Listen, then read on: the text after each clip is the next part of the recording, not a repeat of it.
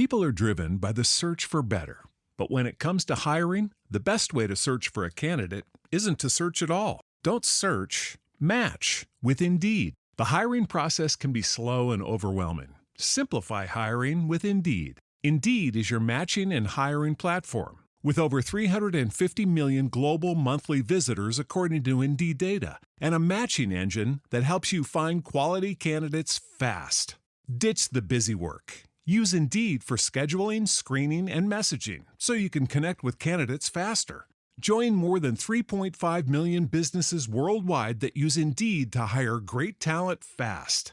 Listeners of this show will get a $75 sponsored job credit to get your jobs more visibility at Indeed.com/PODKATZ12. That's Indeed.com/PODKATZ12. Terms and conditions apply. We're excited to announce that our very own podcasting platform, Zencastr, has become a new sponsor to the show. Check out the podcast discount link in our show notes and stay tuned for why we love using Zen for the podcast.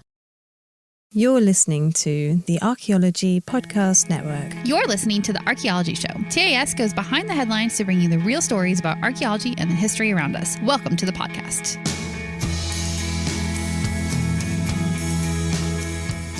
Hello and welcome to the Archaeology Show, episode 136. On today's show, we take a look at what was happening in other parts of the world when the future United States was signing the Declaration of Independence. Let's dig a little deeper.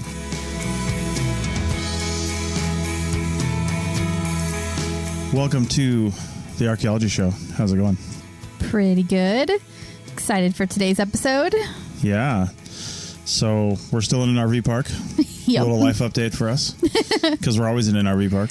Well, not always. Well, not always. We do some boondocking and stay at random places, but we're in a park this time. Yeah. And it's right on the Puget Sound. It's really pretty and it's a great area. We're enjoying it. Yeah. And it's actually kind of cold here. Like we had the fireplace on this morning. Yeah. Like there's no smoke and it's not hot. So like I really couldn't ask for anything more than that.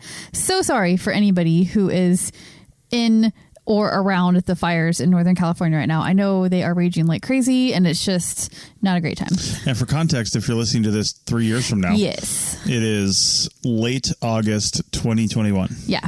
That's when we're recording this. Bad we're in fire Northwestern season. Washington State. Yeah, exactly. Yeah. Okay, well, we are doing another Timelines episode, and this time around, the anchor event is the signing of the Declaration of Independence. And when did that happen? 1776. What? I know. Right on the 4th of July. They're like, you know what? We're going to have fireworks tonight. We may as well sign this today. Guys, the 4th is coming soon. We need to sign this thing today. That's right. So, no, anyway, that's the event. And one of the reasons we came up with this as the event is because we actually visited for the first time for both of us Philadelphia a couple months ago when we were back there staying in Pennsylvania for a couple weeks. Yeah. So we got to see Independence Hall. We got to see all the, major sites over there for early America, because Philadelphia was an early capital of the United States. It was the capital before Washington, D.C. So there's a lot of the buildings in the like old, I think it's either Old Town or Old City is what they call it. Mm-hmm. That area, it's full of these old buildings that were really significant to the development of the United States as a country. So a lot of really important things happened there. And we saw Independence Hall and we saw the Liberty Bell from outside because we had already waited in line for Independence Hall. We just didn't have time to wait in another 2-hour line to get in there too. So, but at least you can see it from outside. Yeah. So we didn't do any research for this. It's all based on us visiting there. And of course the movie National Treasure. Your favorite movie.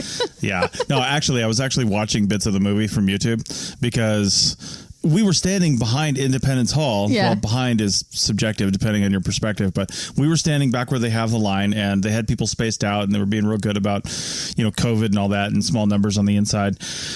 But I was like, I remember this part of the movie and, everything's a scam in Hollywood. It turns out that the model of Independence Hall that they use is actually at Knott's Berry Farm in California. I know, which is so crazy because when you watch the movie, because we went and watched the movie not too long after that, I think. Yeah. Well, you were watching it while we were waiting in line, but then we watched the actual movie and it it looks like you're actually at Independence Hall, or they were actually at Independence Hall. So I don't know why there's a model of Independence Hall and what other like early colonial things are there at Knott's Berry Farm. I don't know. I've never been there. Yeah. Is it the National Treasure ride? Like, can you actually run across the roof? I don't know. No idea. Anyway, let's get to the show. Yeah. So enough National Treasure talk. So yeah, we're gonna talk about a couple other things later on in the show, segments 2 and 3 that took place at the same time, roughly. Right. So right now, let's do a brief history, according to Chris and Rachel, of the signing of the Declaration of Independence. So, as everybody knows, as if you've looked at our flag ever, there were 13 original colonies. That's what the red and white stripes stand for. That were eventually ruled by Britain. I say eventually because parts of this, what became this country, were actually discovered, you know, pretend Native Americans never saw it. Right. Yeah. Settled. Yeah. They were settled by people from different countries and different places in Europe. So notably France and Spain. Yeah. But also Denmark and not Denmark. Like the Netherlands. Yeah, I think all of them had small colonies around here and there. I mean, Florida was huge with the Spanish, obviously, and Scottish people in North Carolina, because, you know, the Highland Games are still held there every year. Like, there's a large Scottish ancestry population, which I guess is technically still part of the UK, but still. Yeah, and there's the Outlander reference for today, so take a drink of bourbon or scotch. Yeah, obviously Scotch. Obviously Scotch. I mean, it wouldn't be an episode if I didn't talk about Outlander. That's my national treasure. That's right. No, it's Scotland's national treasure. Oh, okay. So, wow. Yeah, hashtag Jamie. Wow. Okay. So, okay. That was news to me, sir. Hey, when we visited Scotland, I had to go on the Outlander tour alongside the Monty Python tour. Right. Yeah. So, anyway, yes, 13 colonies eventually ruled by Britain. This is, again, there's a lot of events that led to the signing, the need to declare independence from Britain, right? Right. Not just the signing of the declaration, but the actual need to declare. So there's tons of things, but this is a really quick overview history. So there was the French and Indian War, which ended in 1763, which at the end of that war, it basically solidified Britain's hold on the colonies. Right. You know, they were tenuous at best, but then everybody's like, okay, yeah, fine, you guys can have them. So after that, in order to help pay for that war, the British began taxing the colonies more heavily, much more heavily, which led to a number of things, which we're going to talk about next. These are all acts. The British loved laws, and most of those laws had to do with taxes. Probably taxes or beheading. So, you know. So basically the British monarch, George, one of the Georges, I assume, right? He was kind of treating the colonies as like a cash cow, sort of, because there's a lot of money coming out of the colonies at that point. So sounds like it was basically like a money grab by the king. Could have been, yeah. So the Sugar Act of 1764 imposed taxes on all imported refined sugar and molasses from non-British Caribbean sources. I guess keeping it in the family. I know, right? It says Caribbean sources. I'm like, is that the only place we found sugar? Like, where did you get sugar before you discovered, you know, America? Like a couple hundred years before that, where'd sugar come from?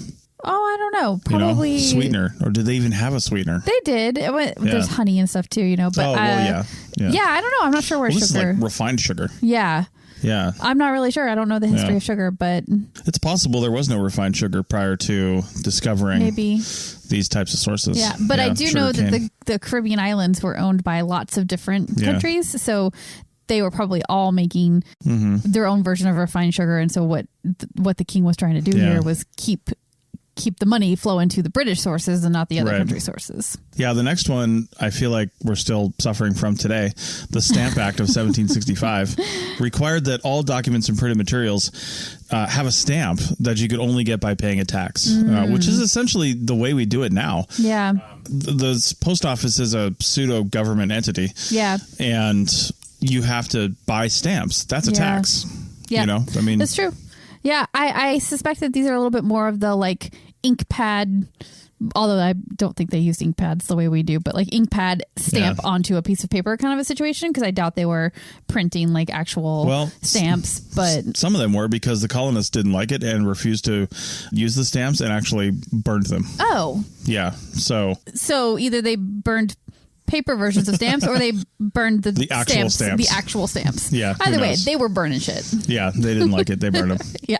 So 1767, keep in mind there's 2 years from the last thing that we mentioned. I imagine a lot more happened since then. Yeah. But 1767, the Townsend Acts was an attempt to exert authority over colonists by suspending assemblies of colonials who didn't cooperate and enforce the collection of revenue duties. So anytime you made money, you got taxed on it. Right. And you did not have the right to assemble anymore, basically. So you couldn't get together and talk about how you didn't want to pay said taxes anymore, basically, is what they're trying to do with that. Yeah, they're just putting a stop to that. Yeah, just like exerting more control that they didn't want. Yeah.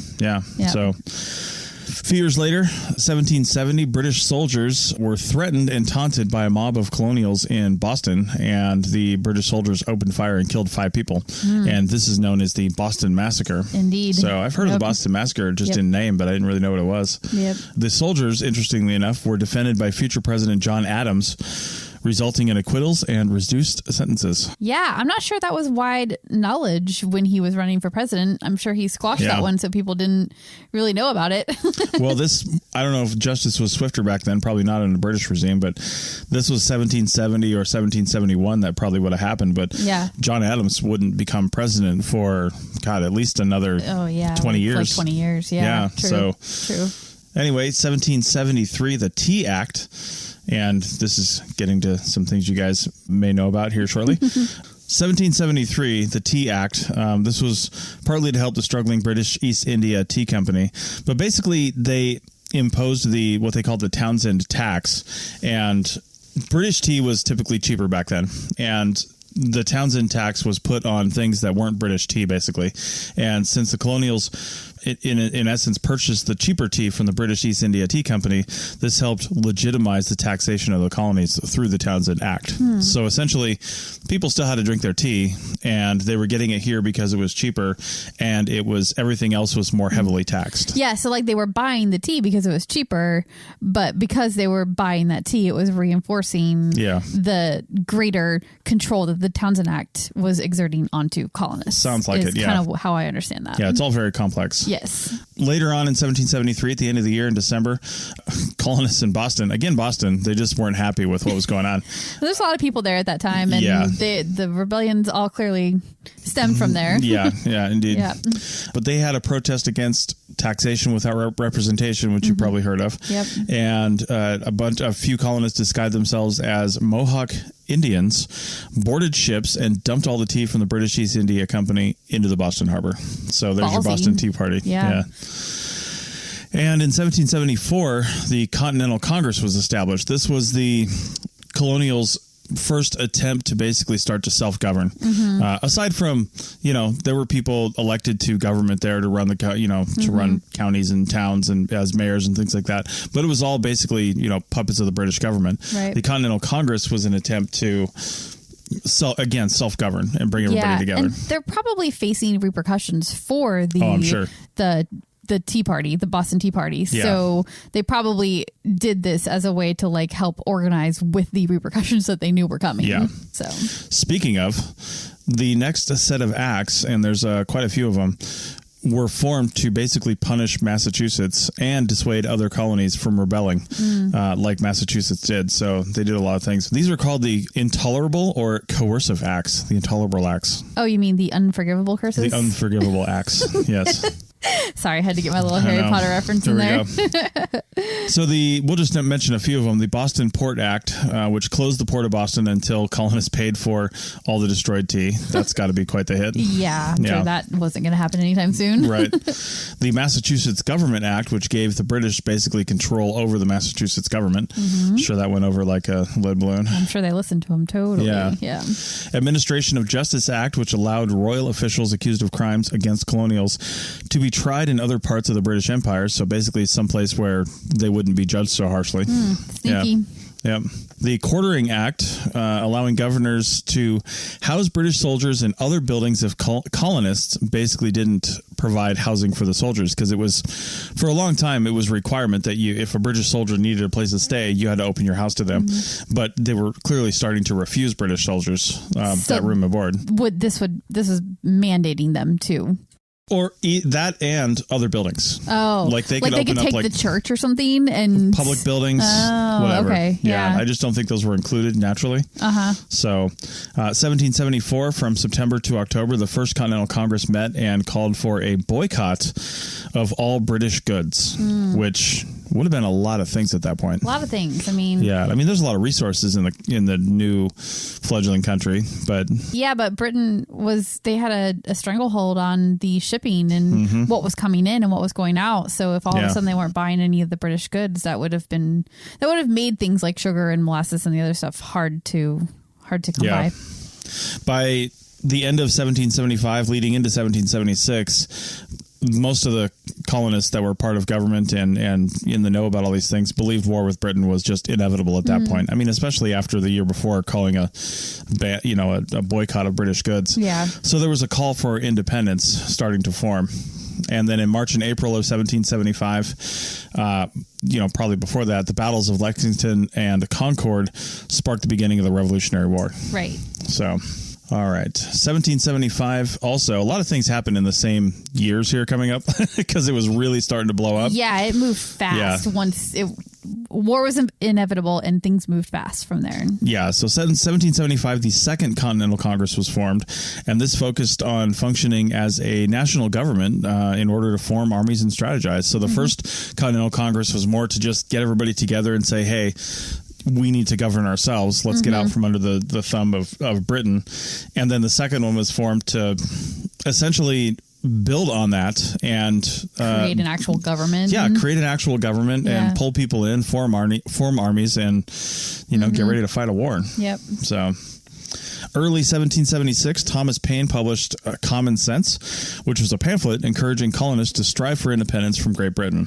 This paved the way for the Declaration of Independence. Oh, so I've always heard of Common Sense, but I wasn't really sure like what the overall role of it was. But it sounds like it reached a lot of people and helped to solidify the ideas that the Declaration of Independence ultimately put forward. Right. Yeah.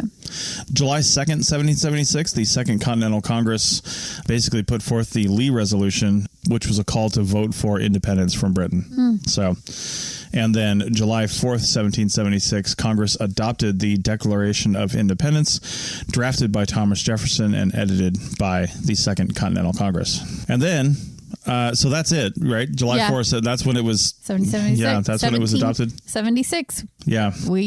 We are independent. And Britain's still like, who's independent? Yeah, right. Who are you guys Shut up and go home. Yeah. So interestingly enough, and I didn't know this part, I don't even remember hearing this in Philadelphia when we were there. It's entirely possible that we did, but it wasn't until September 3rd, 1783, a whole 7 years later, the end of the Revolutionary War, so it took that long, with the Treaty of Paris, where Britain officially recognized the independence of the United States. Okay. Well, I knew the Revolutionary War lasted for a while, but gosh, 7 years. I don't think I realized it was that long. I mean, I would imagine, I didn't know it was that long either, but it surprised me a little bit that it took them that long to recognize independence, but I guess they really couldn't do it until the war was over. Yeah. Because up until then, they could still win the war and then, squash the independence. Well, they needed Britain to recognize their independence. So, because until they recognized it, as far as they were concerned, the United States was still a colony of Britain. So they needed that recognition. So it makes sense. All right. So let's find out what's been happening in the rest of the world. And now we're going to move over to China. Back in a minute. Chris Webster here for the Archaeology Podcast Network. We strive for high-quality interviews and content so you can find information on any topic in archaeology from around the world. One way we do that is by recording interviews with our hosts and guests located in many parts of the world all at once. We do that through the use of Zencastr. That's Zencastr. Zencastr allows us to record high-quality audio with no stress on the guest. Just send them a link to click on, and that's it. Zencastr does the rest. They even do automatic transcriptions. Check out the link in the show notes for 30% off your first 3 months, or go to zencastr.com and use the code TAS. Save on O'Reilly Brake Parts Cleaner. Get 2 cans of O'Reilly Brake Parts Cleaner for just $8. Valid in-store only at O'Reilly Auto Parts. O'Reilly Auto Parts. People are driven by the search for better. But when it comes to hiring, the best way to search for a candidate isn't to search at all. Don't search, match with Indeed. The hiring process can be slow and overwhelming. Simplify hiring with Indeed. Indeed is your matching and hiring platform. With over 350 million global monthly visitors according to Indeed data, and a matching engine that helps you find quality candidates fast. Ditch the busy work. Use Indeed for scheduling, screening, and messaging so you can connect with candidates faster. Join more than 3.5 million businesses worldwide that use Indeed to hire great talent fast. Listeners of this show will get a $75 sponsored job credit to get your jobs more visibility at Indeed.com/PODKATZ12. That's Indeed.com/PODKATZ12. Terms and conditions apply. Welcome back to the Archaeology Show, Timelines, episode 136. And of course, we just spent all of segment one talking about the signing of the Declaration of Independence in the future United States, 1776. And, you know, when I was setting this episode up, I was just kind of looking around to see what happened else in the world in the late 1700s. And I found some interesting stuff about China. Yeah. It was an interesting time in China's history. And so that's what we're going to talk about. There's honestly nothing really specific that happened in 1776, but like it's really the year more, of. Yeah, but it's really more like late 1700s China. What were they dealing with? Yeah. There were some things around that year that were actually happening, but it really just kind of highlights the fact that they were dealing with their own stuff. So, but anyway, I'm going to get a lot of the pronunciation of this stuff wrong as well. So just prepare yourself for that. Yes. So from 1711 to 1799, the Chinese people were under the rule of the Qianlong Emperor, and it might be Qinlong, but I'm not sure, but it's Qian. I'm going to say Qianlong. That's probably wrong. But the Qianlong Emperor, 1711 to 1799. 1776 itself was a year of relative peace for the, I think it's Qing, but it's Q-U-I-N-G. Sorry, Q-I-N-G, the Qing Dynasty. I'm just going to say it that way. Yep. I'm wrong, but there it is. We spelled it. So actually, a couple things. One thing that did happen was completed in 1776 was a lavish residence for the eventual retirement of the emperor in the Forbidden City. So the emperor right there in the Forbidden City. He actually wouldn't retire for a really long time after that. And he was, I think we get into this a little later, but he was one of the longest ruling monarchs in Chinese history. Well, I imagine he went to 1799 if that's when the end of that dynasty happened, right? Yeah. So he must have gone another 25-ish years. Yeah. Well, we'll get into that. Yeah. Yeah. So China was under an absolute monarchy as opposed to the democracy that was forming in the future United States, of course. So the final imperial dynasty of China was 1644 to 1912. What that means was China was no longer under this sort of emperor type regime after 1912. Oh, I see. Yeah. Yeah. I can't remember exactly what they call the rulers of China after that, but it wasn't like emperor. Right. Yeah. So imperial dynasty implies there's an emperor. Yeah. They just didn't call them the emperor after 1912. Yeah. It's like dear leader now, right? Yeah. No, Wait, that's North Korea. That's North Korea. They probably have their own words for that. But right. yeah. So anyway, this whole time in China in particular was noted for its initial prosperity. There was a lot of good things going on, and then some tumultuous final years, which led to basically the end of the imperial dynasty. Yeah, and it transformed into communism after that, basically, right? So Eventually, like that, yeah. These imperial years at the end, especially, kind of are what helped communism take hold of the country. So yeah.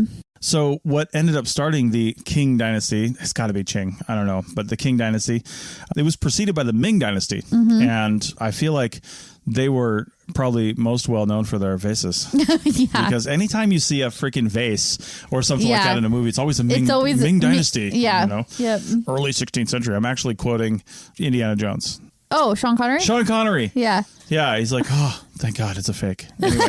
Anyway, the Ming Dynasty was defeated in 1616 by Manchurian forces from northeastern Asia, which paved the way for the Emperor Shunzi to establish the Qing Dynasty. Qianlong ascended to the throne in 1735 and spent 60 years ruling. He was actually, this is really interesting. He was very disinterested in ruling at all. Like he basically just like let his functionaries do it, and was preoccupied with all his artistic pursuits, including over 42,000 published poems. So many poems. Yeah. Like that's like multiple poems a day. Well, and here's the thing.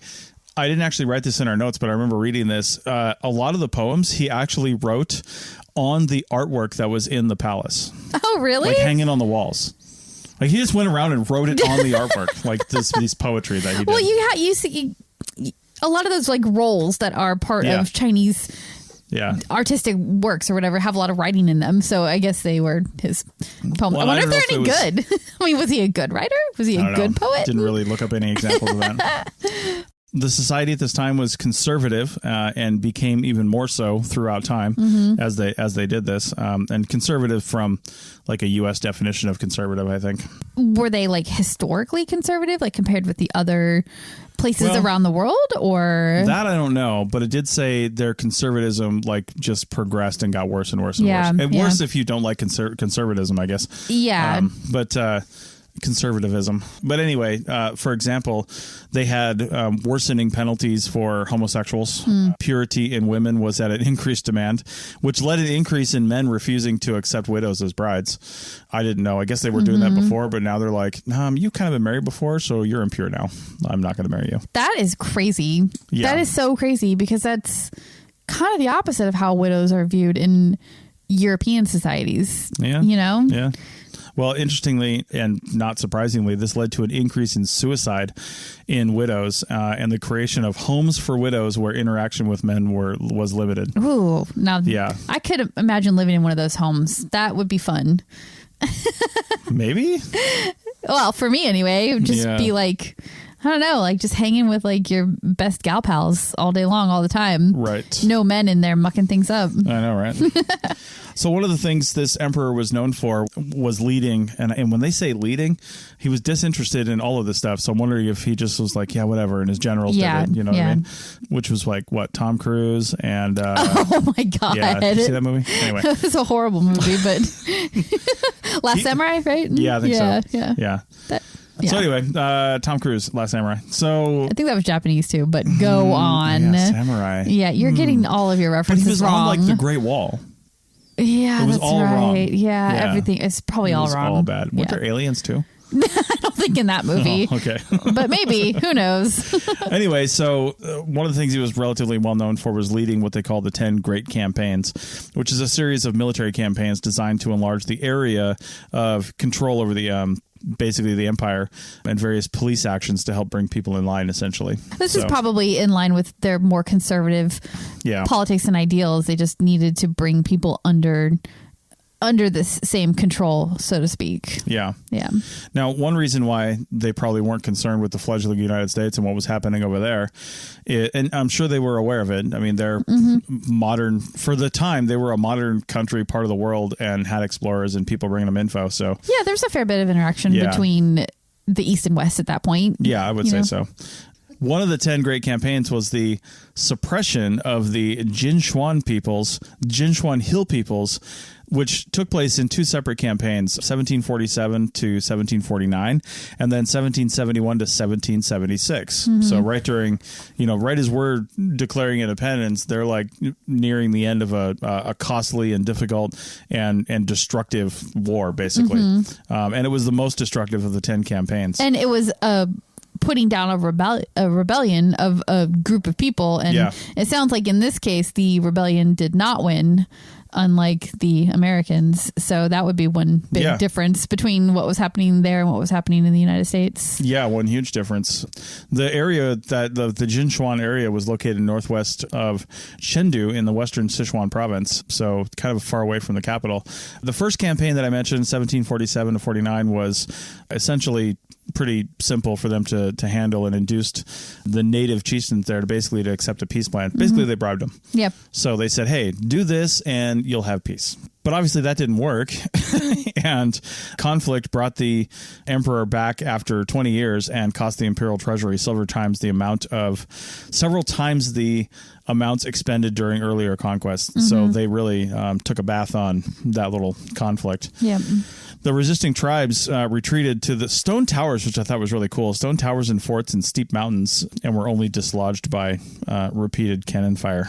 Kind of like early guerrilla warfare. Sounds like they retreated to places where the Imperial Army wasn't necessarily comfortable going, but the Imperial Army had cannons. So, sounded like a real good time. Cannons, it's kind of hard to compete with that. Yep. The imperial generals annihilated local Tibetans in the area and reorganized the region in what they call a military prefecture, and repopulated it with more cooperative inhabitants. I don't know what that means. Like, they kill everybody and brought in their own people to live there? It's kind of what it sounds like. Question. Well, I mean, if there's a big, long, well, not super long, but definitely a few years long war to put down this rebellion, then, I mean, there probably weren't a lot of men left in the region, right? Because they probably did mostly die in the conflicts. Right. And if you bring in men that are more cooperative and marry them into the remaining women and families that are left, then I guess it would turn it into a more cooperative area. I could see that tactic working. I wonder if that is what they mean by that. Yeah. So, I don't know. Either way, the point is they were dealing with a lot of conflict internally as a country. They were already a country dealing with the outlying, provinces. Very similar to what the British were going through with their outlying provinces, outlying areas, except that theirs was, colonialization and taking control of areas. And then, I have a feeling if the British Empire had established more of a foothold in North America, what became North America, and really ruled from there rather than trying to rule from England, this would have turned out very differently, because the Chinese were able to, this is on their own soil essentially, or soil they were trying to make their own, but at least adjacent, not not an entire ocean away, and that's really hard, because it takes a long time for even just messages to get back and forth, months probably. They're dealing with those same restrictions in China, but not having an ocean in between, of course, helped, and it sounds like they established an area of power in the areas that were rebelling to control them and squash the rebellion eventually. So I feel like the Chinese could have done a real Lord of the Rings thing and just lit fires on the mountaintops to communicate. That's my favorite scene in the Lord of the Rings movies. So good. I love it. It's really almost like light speed communication. You know what I mean? Yeah. Because it's super fast. Yeah, it really totally. is at the speed of light. As long as the thing I always had a problem with that though was, and that's historically accurate. Like that's happened before, right? I don't know when or who, but I know that that's been done before. The problem is, even though it's manned like 24 hours a day, I mean, come on. Are they really just watching the other one? Can they really see it that well? They were a long ways away. Yeah. I don't know how the movie would it depicts happen immediately like it did in the movie? I don't know. But like, oh my God, a fire, So anyway, so point is they had enough problems of their own, and they probably weren't paying attention a whole lot to the U.S. And we were, China is not only an entire ocean, but also pretty much at that time, most of North America away. So it was a long ways away, even though Chinese were already in North America, there were already Chinese people there, and there were already Chinese people starting to really come over to the Pacific coast. And it's just, still, it was a completely just foreign thing that they just weren't concerned with it. It was a whole entire world away. So one other thing that is kind of I don't know how big it is, but a difference definitely between what was happening in China and what was happening in the United States is that the British were basically fighting other Europeans who were either former British citizens or other citizens of Europe, but people that were originally culturally very similar to them, right? The Native Americans weren't really much of a factor at all in these wars. They were doing their own thing still at that point, right? Whereas in China, they're actually fighting the native populations of whatever area, the tribal groups of the areas. So I think that made for a different kind of conflict completely when they were fighting. It was two different cultural groups that were fighting. So kind of interesting to think of it that way. And maybe that's why the Americans were able to be successful against the British, is because their roots were the same. So they were coming from the same place. All right. Well, we are going to cover 3 continents in this episode and go over to Africa. And we're going to spend the next segment listening to Rachel pronounce these words. My turn. Yeah. So I first read this as the inmates of Futa Toro, but it's the Imamate probably. Imamate. Imamate. So we're going to talk about them on the other side of the break. You may have heard my pitch for membership. It's a great idea and really helps out. However, you can also support us by picking up a fun t-shirt, sticker, or something from a large selection of items from our TeePublic store. Head over to ArchPodNet.com/shop for a link. That's ArchPodNet.com/shop to pick up some fun swag and support the show. Save on O'Reilly Brake Parts Cleaner. Get 2 cans of O'Reilly Brake Parts Cleaner for just $8. Valid in-store only at O'Reilly Auto Parts. O'Reilly Auto Parts. People are driven by the search for better. But when it comes to hiring, the best way to search for a candidate isn't to search at all. Don't search, match with Indeed. The hiring process can be slow and overwhelming. Simplify hiring with Indeed. Indeed is your matching and hiring platform. With over 350 million global monthly visitors according to Indeed data, and a matching engine that helps you find quality candidates fast. Ditch the busy work. Use Indeed for scheduling, screening, and messaging so you can connect with candidates faster. Join more than 3.5 million businesses worldwide that use Indeed to hire great talent fast. Listeners of this show will get a $75 sponsored job credit to get your jobs more visibility at Indeed.com/PODKATZ12. That's Indeed.com/PODKATZ12. Terms and conditions apply. Welcome back to episode 136 of the Archaeology Show. And in this third and final segment of our Timelines episode, we are going to move sort of halfway in between the first two, kind of. I don't know if you're like looking at a spread out globe. It's more down and to the like left. Down and over and in between. Yeah, we're going to move kitty corner.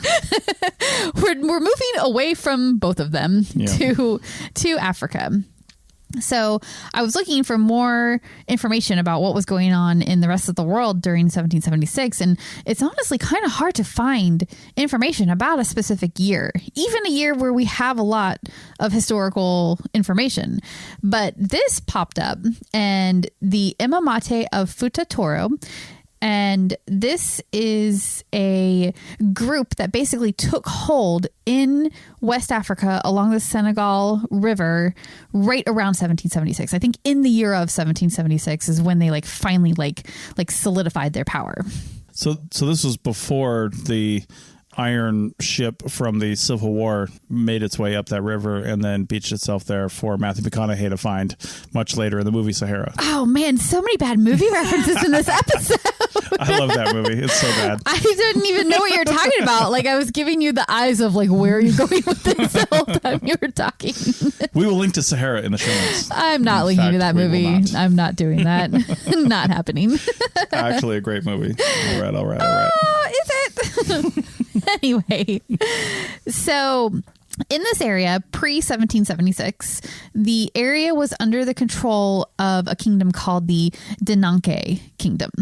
And these are it's a pre-Muslim kingdom. And honestly, I looked around and the religion is kind of unclear. I think that they were technically Muslim, but they were more like Muslim in name, but not really practicing super strictly the way that Muslims today do. It was just a time period where religion wasn't taking a center stage role in the group, right? Probably a lot of tribal religious influence still taking hold. Probably. Yeah.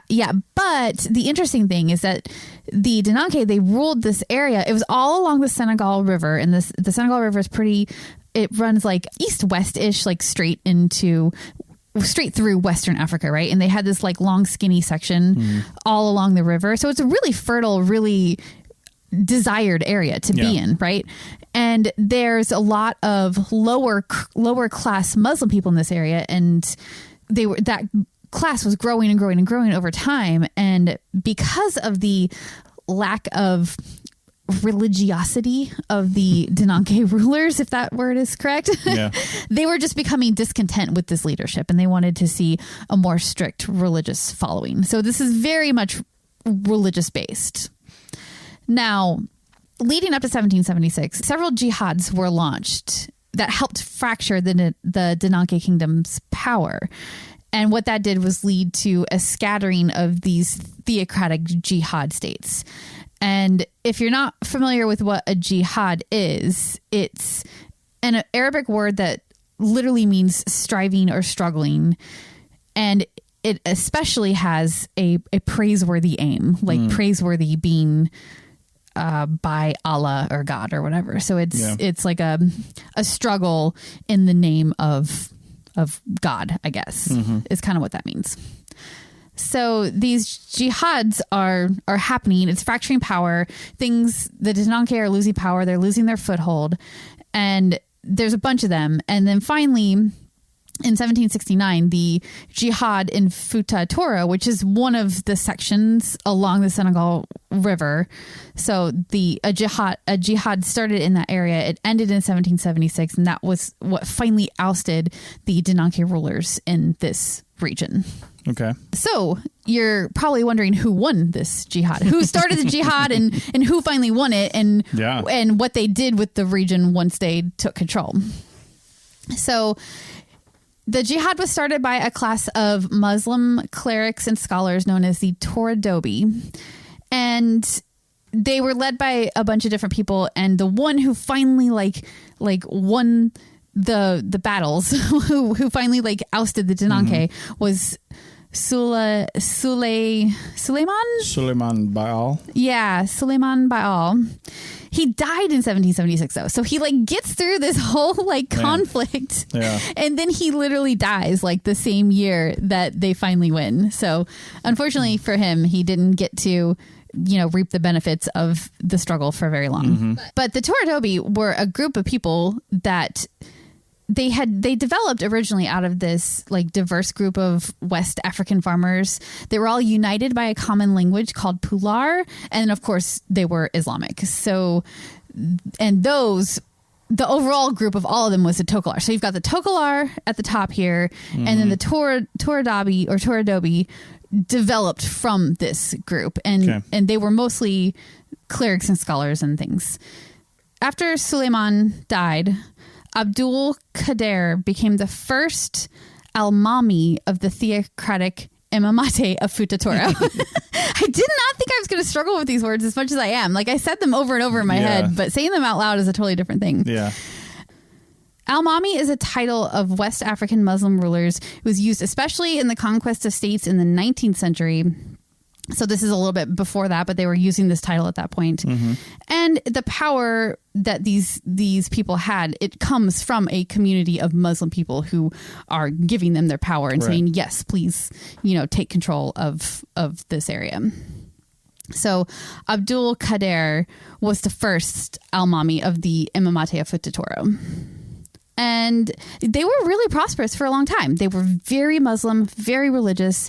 They focused a lot on creating these strict Muslim protocols in the city. A lot of what is still in place today in a lot of these African countries that are primarily Muslim, a lot of what is followed today was developed in this time period when the strict Muslim people had gained control of the country. And they showed this they spent a lot of the 1700s building mosques and also aggressively warring with their non-Muslim neighbors and adding more people and more land to their Muslim community and basically spreading out from there and taking over a large portion of this area. The other interesting thing too is they negotiated a treaty with France to stop France from taking Muslim slaves. Because what French ships would do is sail up this river, the Senegal River, and basically just kidnap native people, Muslim people, and turn them into slaves, right? Yeah. So they negotiated this treaty to stop the French from doing that. However, they actively participated in slavery in their own state. They never ended it, even though there were several promises over the years to end it. And by the early 1800s, the ruler, Abdul Qadir, who had promised to end slavery, he had died at this point. And no single person ever took full control of the Imamate after that. Control was sort of passed to a group of high-class families, high-class Toradobe families who continued with the Muslim practices and just really emphasizing the religious part of the community and the warring, the taking over the non-Muslim states and the ending slavery and some of the other stuff that they were planning on doing just sort of never happened. And I think it just, when the area became so completely controlled by a group of families who had all the power, it was a very Game of Thrones ish, where the lower classes and the poor people just had no power. They just had no power again, and they couldn't do anything. So yeah. So let me clarify on the slave issue there. So they weren't necessarily upset that France was making slaves out of Muslims, but that France was taking their slaves. Yeah, like from what I was reading, like they were completely okay with slavery. They just didn't want... They're like, hey, French, we need those slaves. Yeah, those are our people to enslave. Yeah. Wow. So I wonder who they were...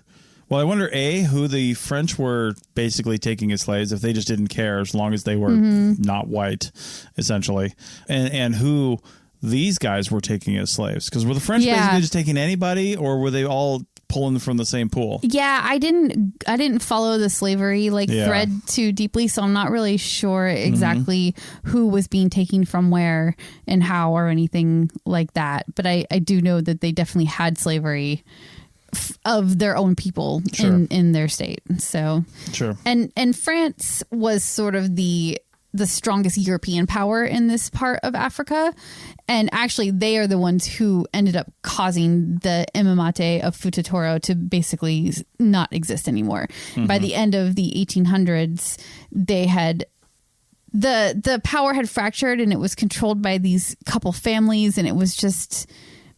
They just didn't have the same control that they had earlier when it was a single ruler of a theocratic state. It just became fractured under these families, and it just made it easy for the French to group all of them under the French flag at this point. So that was how that ended. Just became French territory, essentially. I think the French originally went there because they had heard that there was a Nigerian prince who was trying to get a lot of money out of the country, and he just needed help. Yeah, he just needed your bank account information. That's all. The French banking information. If you could just send that over, he would send you all kinds of euros. Yeah, he was like, listen, I'll share this with you. All the francs. All the francs. We just need to get this out of here. So if you could come down here, that'd be great. Yeah. And the French came down there. We're like, yeah, we'll also take your slaves. Yeah. So. No, anyway, right. So it was just an interesting time period in Africa where you can see the development of these really strict Muslim cultures and these Muslim theocratic states that would take control, and people were super happy and excited about it because they wanted a stricter they wanted to live under a stricter Muslim society. It just felt truer, I think, to them than the extravagances of the previous rulers who were not necessarily, who were Muslim in name only. So they liked it. And then, it just, all good things must come to an end, I guess. And the power just started fracturing, and then it made it so that France could come in and take it over. Right. Yep. Well, that pretty much ends our second Timelines episode. I would say if you can think of if you got a favorite anchor event as defined in segment 1, send it over to us, Chris at archaeologypodcastnetwork.com, or just wherever you find the podcast. You can comment there too, I'm sure. Facebook, Twitter, or on the page. Don't leave like a review on iTunes. I'll honestly never see that. I mean, please leave a review on iTunes, but don't ask me a question. Please leave 5-star reviews on please iTunes. Leave 5-star reviews. If you're going to leave 1-star reviews, go do it on the Life in Ruins podcast. No, I'm kidding. Don't do that. Don't do that. Oh my God. Yeah.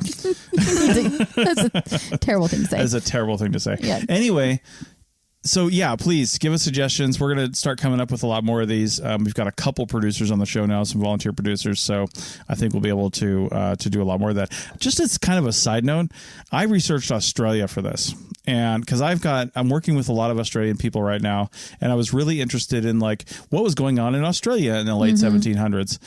All the timelines I could see on like a kind of a cursory research were like Australia was prehistoric from 60,000 years ago until Europeans, and then the timeline started. Yeah. And I'm like, what the hell? How about a little more like what was going on? I know. I noticed the same thing, and I wonder if it's just you have to dig deeper to find probably the specific sources for the different regions. It was just disappointing that all the timelines started with basically, here's this huge chunk of 50,000 years, then white people. Yeah, like sometime in the 1780s is when like Botany Bay started becoming the place that convicts were sent to, and Britain took a foothold in Australia really at that point. So there was nothing in 1776 that I could find, but people were there. So the fact that I couldn't find it just means that there's not a whole lot published about the native populations of Australia, which was unfortunate. Interestingly, from a future historical standpoint, the Botany Bay was the name of the ship that Khan in Star Trek 3 or 2. 3 was also on, and it was basically a ship full of convicts, and it was called the Botany Bay. Well, that makes sense. Yeah, obviously. Yeah. So okay, so like let's just count here. We've talked about Harry Potter. We've talked about Lord of the Rings. I think didn't we talk Sahara? Sahara. Don't forget Sahara. Star Trek. And of course, segment 1, I didn't tell you our complete source for that. It's of course National Treasure by the Nick Cage. Oh my God. So, I was actually, we stood in a long line at Independence Hall. I didn't mention this, but we stood in a long line just to get in there. And it was really just kind of long because they were really practicing social distancing and making sure they had small groups going in. It took like 2 hours to get in. It was a while. Yeah. But I was like watching National Treasure on my iPhone and seeing the places where they went in Independence, where he's like running across the top of the building. Oh my God. Finding Ben Franklin's glasses in the brick or whatever. Yeah. And turns out the model of Independence Hall that they used is at Knott's Berry Farm in Southern California, which is real disappointing. Yep. Yeah. So good. You've gotten your National Treasure reference in. I'm pretty sure you talked about Indiana Jones at some point. So yeah, good job. You've gotten references to all your favorite archaeology nerd movies into this episode. That's right. So all the IMDb links will be in the show notes. Not going to happen. Not going to happen. All right. All right. Well, thanks a lot. And again, if you have any suggestions for these timelines anchor episodes, or maybe even something that's that's more obscure that you know of, and we'll try to find something around that time and then just include it in the episode. So that would be pretty cool. But otherwise, we're just going to find stuff on our own. You're going to have to listen to us talk about it. Yep. All right. Well, thanks a lot, and we will see you next week. See ya.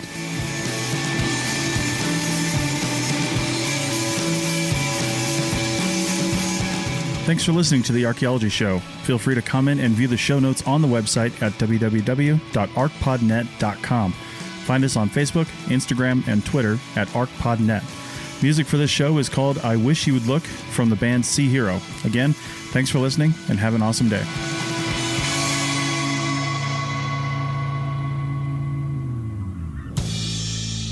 This episode was produced by Chris Webster from his RV Traveling America, Tristan Boyle in Scotland, and the Archaeology Podcast Network, and was edited by Chris Webster. This has been a presentation of the Archaeology Podcast Network. Visit us on the web for show notes and other podcasts at www.archpodnet.com. Contact us at chris@archaeologypodcastnetwork.com. Thanks again for listening to this episode and for supporting the Archaeology Podcast Network. If you want these shows to keep going, consider becoming a member for just $7.99 a month.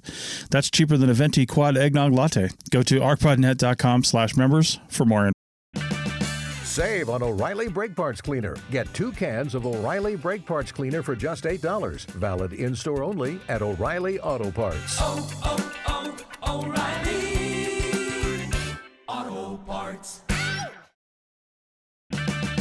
Is your vehicle stopping like it should? Does it squeal or grind when you brake? Don't miss out on summer brake deals at O'Reilly Auto Parts. O'Reilly